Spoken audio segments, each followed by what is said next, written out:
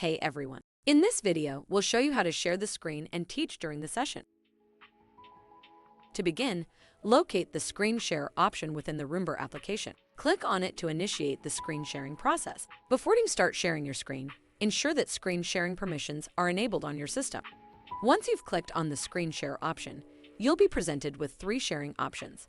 You can share your entire screen, a specific application window, or a particular tab in your browser. Choose the option that best suits your needs.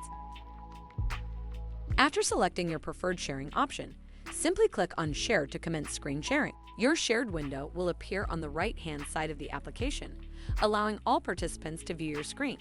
Remember, you can stop sharing your screen at any time by clicking on the Stop Screen Share option. It's important to note that if someone else is currently sharing their screen, you can start the screen sharing once the other person stops it. And there you have it. Sharing your screen and teaching during a session is as easy as that.